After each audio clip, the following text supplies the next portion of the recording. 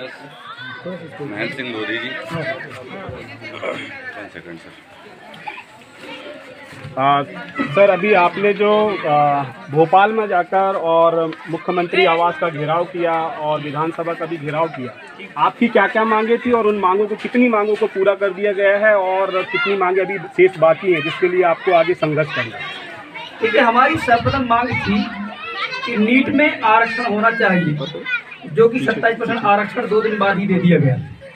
दूसरी मांग हमारी थी कि मध्य प्रदेश में जो कमलनाथ जी की सरकार में जो आरक्षण लागू किया गया था कैबिनेट में, जिसके खिलाफ सवर्ण समाज कोर्ट चला गया था, तो हम उस आरक्षण को, जो क्योंकि नौकरी में 70% आरक्षण मिला है, शिक्षक में, CHO में, सब जगह, और अब जब कोर्ट ने निर्णय सुना दिया कि नहीं, उसको होल्ड करके रखा जाएगा, जिसके कारण हमारा जो मध्य प्रदेश का पूरा ओबीसी समाज है वो आक्रोशित हो गया और हमने घोषणा की कि 28 तारीख को हम मुख्यमंत्री जी का घेराव करेंगे, और हमने किया।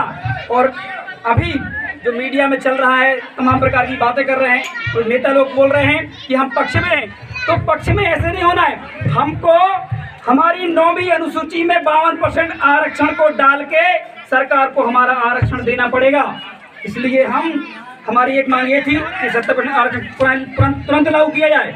और तीसरा नंबर का हमारा जो है, आज जो प्रथम हमारा मेन मुद्दा है, जनगणना। जब हमारी गणना होगी, जब हमारी संख्या पता चलेगी, जब हमें डॉक्यूमेंट मिलेगा, तभी तो हमें पता चलेगा कि हमारा हिस्सा कितना होना चाहिए। तो हमारा अभी जो जनगणना होने वाली है वो जातिगत जनगणना हो और उसके आंकड़े भी पेश किए जाए।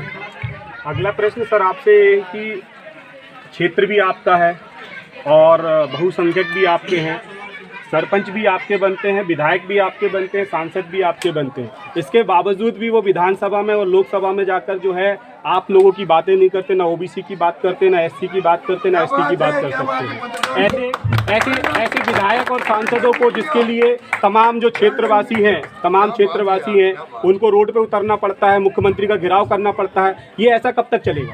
देखिए, पहले क्या था कि संगठन नहीं था, संगठन नहीं था तो हमारे विधायक सांसद कहीं से भी कुछ भी पैसा दे के या कैसे भी करके टिकट लाते रहते थे। आपकी दम पे तो उन्होंने टिकट लिया नहीं अभी तक। अगर आपकी दम पे वो टिकट लाएंगे तो वो आपके कहलाएंगे। तो ये ओबीसी महासभा जो करने जा रहा है कि हम अपने ओबीसी समाज के लोगों को नेतृत्व कराने का मौका देंगे।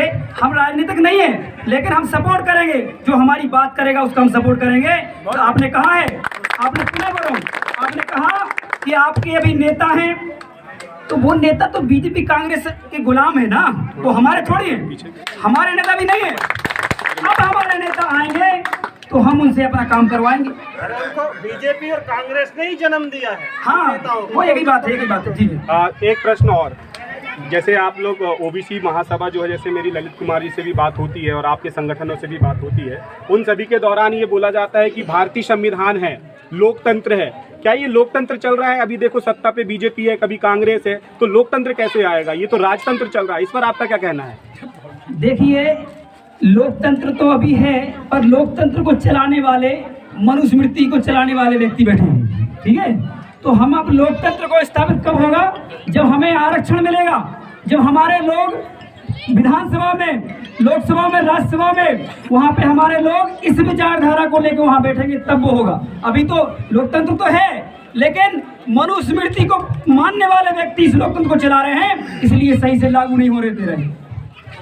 सर एक और प्रश्न मेरा, जैसे अभी आपने मनुस्मृति की बात की, जैसे वर्ण व्यवस्था पर जाते हैं तो ब्राह्मण हो गया, क्षत्रिय हो गया, वैश्य हो गया, शूद्र हो गया, तो आप किस कम्युनिटी में आते हैं? क्योंकि अधिकतर हमने देखा है कि जितने भी ओबीसी हैं सारे के सारे मंदिर और मस्जिद पर जाते हैं और उस धर्म ग्रंथ को, हिंदू ग्रंथ को मानते हैं और अपनी जनगणना में भी जो है अभी तक हिंदू लिखाते आ रहे हैं। इस कारण से भी उन ब्राह्मण कम्युनिटी की जो जनसंख्या है वो 95% पहुँच गई है। और बाकी आप लोग की जब बात होती है तो आप किस धर्म पे जाना चाहेंगे जब धर्म की बात आएगी? तो वर्ण व्यवस्था तो उन्होंने बनाई और उन्होंने डिसाइड कर दिया हमें कि हम क्या है। वैसे तो हम इस देश के राजा हैं, उन्होंने बोला कि हम शूद्र हैं, ठीक है, हम शूद्र के नाम पे इकट्ठे हो जाएंगे, कोई दिक्कत नहीं हमें, ठीक है ना।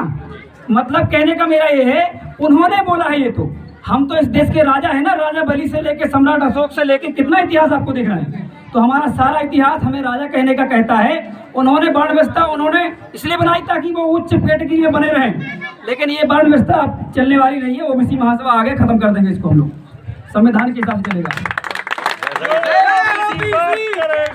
वही देश में राज करेगा। जो ओबीसी की बात करेगा वही देश में राज करेगा। जय जवान जय किसान, जय जवान जय किसान, जय ओबीसी जय संविधान। सर लास्ट क्वेश्चन मेरा, जय जवान तो बोला जा रहा है लेकिन जय किसान, क्योंकि बहुल जो जनसंख्या है वो बहुल जनसंख्या गांव में निवास करती है, खेत खलियान पर निवास करती है। जब से भारत देश आज़ाद हुआ है तो जवानों की तो जय हो गई है लेकिन किसान का तो मरना हो गया है। अभी डीएपी भी देखो हाई रेट पर है, यूरिया भी हाई रेट पर है, और अमूलन जो किसान मेहनत करता है उस मेहनत के बाद में भी उसको जो है मक्का 10 रुपये किलो 8 रुपये किलो जाता है। तो वो किसान की जय कैसे होगी?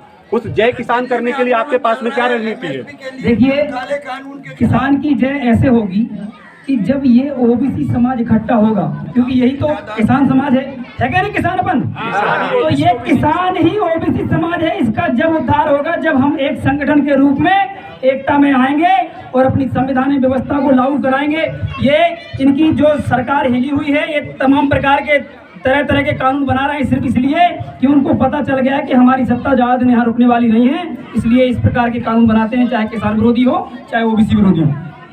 सर एक सवाल साधना प्लस किसानों के लिए सर एक सवाल साधना प्लस से कि जैसा आपने अभी भोपाल में आंदोलन किया ओबीसी महासभा का, और जैसे आपने अपनी बात को मनवाने की कोशिश किया है और आंदोलन भी किया गया है, जैसे कि अभी उन सरकार के द्वारा आश्वासन भी दिया गया है कि आपको 27% आरक्षण लागू किया जाएगा।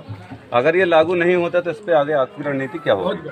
देखिए, हम इसीलिए संगठन खड़ा कर रहे हैं, गांव-गांव जा रहे हैं। हम ये जो अभी आंदोलन हुआ है ना, इसका हम 50 गुना बड़ा आंदोलन करेंगे और पूरा भारत बंद करेंगे। हम जनगणना कराएंगे और इसके बाद पूरा का पूरा विचार हमारा हम लेके रहेंगे।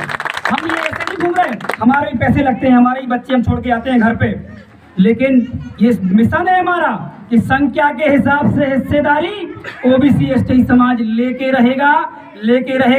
इसलिए जय जवान जय किसान जय ओबीसी जय संविधान का नारा हमारा बुलंद होता है और हो रहा है। आज लखनऊ में भी हुआ है, तो हम ये लेके रहेंगे। हम लोग बहुत ताकत से लड़ रहे हैं पूरे देश के अंदर। बहुत बहुत धन्यवाद आपको।